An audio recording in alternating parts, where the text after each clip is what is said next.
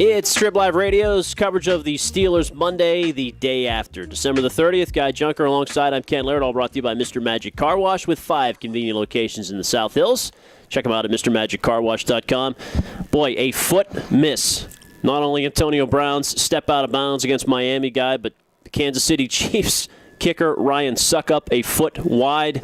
And Sanders not hanging on to the 2-point conversion, which doesn't guarantee a win, but as the season goes on in any sport, the tiniest little things, baseball games in April, hockey games in November, football games in September. You never know what's going to matter by the time all is said and done. Pretty incredible day in the NFL for everything to be coming out of the 4 o'clock games and how it is finishing, and the Dolphins to collapse, and everything seemed to be aligned, and I'm sure as a Steelers fan it was one of the most frustrating days you've ever been around with this franchise, but also just in disbelief that they even had a chance with Suckup coming up to try to kick that. Well, the Dolphins, to me, made believers out of me when they came up here and came from behind, won in the snow, bad weather, and I thought, this team's better than I thought they were. And then they just come to go to Buffalo and not only lose but get shut out, barely get 100 yards of offense, and then put that performance together yesterday.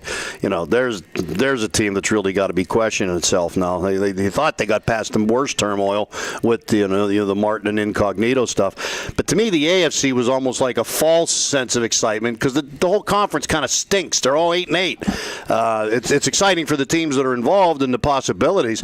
But the NFC, you can't get better than when you're trying to decide 2-3 division titles on the last day of the year, and teams that win 10 games could have won 11 games and still not gotten in. That's pretty exciting to me. Although the Packers are an 8-win team that make it in as the 4th seed based on the division, and the Steelers just beat them. Well, that's true too, yeah. But you're right. For the most part, the AFC has faded here. Even the teams that, New England had a chance to clinch. They couldn't do so a couple of weeks ago, and the Bengals did win, but were losing games. But when you look back at that Chargers game in particular, almost losing to the Chiefs B team, do you look at that overtime sequence by the officials too, where Kansas City has a near forced fumble or strip and score for a touchdown, and it's one of the other themes of the season has been poor officiating, and it sure looked like they blew that play dead well before it should have been. Well, I never actually heard. I wanted to hear the replay with no announcers, just hearing the whistle. I wanted to hear exactly when the whistle blew, which I never did. If they did it, I missed it.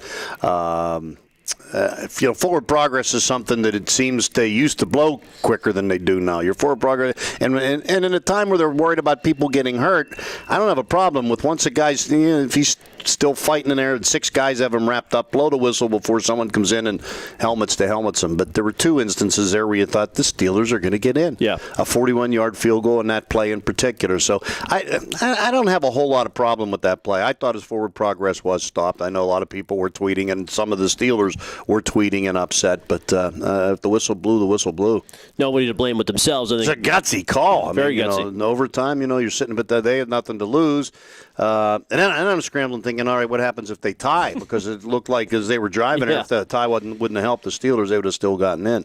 Yeah, Chargers would have still made it. So, all in all, the 8-8 for the second straight year. They're going to picking 15th in the draft, 2 picks higher than they did a year ago, but also a season where they finished much better than last year when they sort of went into a tailspin into the postseason. And now, what kind of changes do you expect? Well, this 8-8 feels better than last year. Last year they were 7-5, and you had a chance to nail down a playoff spot, and you didn't do it, and you slumped into the 8-8. This year you roared back. A 6-2 second half is a great second half. I heard you ask the hypothetical before I came on. Are you buying their spin? They do deserve credit for not, and Mike Tomlin deserves some credit for them not losing focus. And when they after the New England game, let's face it, they give up 55 points. They were embarrassed. The most points a Steeler team had ever given up. They're sitting there 2-6 the first week in November. To hold it together and be able to, Ben did say nobody will quit in there, and you listen to that stuff and it's just like, I don't want to hear it anymore. They didn't quit, and they fought back to get down to the 4 o'clock game on the last day of the season. all of that is great, but it does not change what has to be done with this team to get them back to be a legitimate contender with the New Englands or the Denvers of the world. They need a lot of work to be done. I think most of it has to come on the defensive side of the ball more than the offensive side of the ball. Although you're right about Sanders. I don't think Antonio Brown is completely made because he has Sanders out there helping him out, but I do think should Sanders leave, you got to address that position. That too. Absolutely. Yeah. Well, many questions to be asked and answered here in the offseason. Plenty of time. 5 months of draft talk. Yeah. That's where we're left with you. I always think Happy about New Year. The training camp, and it's starting, and we're up there and sweating our butts off, and that seems like a million years ago, and that's how long it takes for the season to end. Guy Junker, Ken Laird, TribLIVE.com.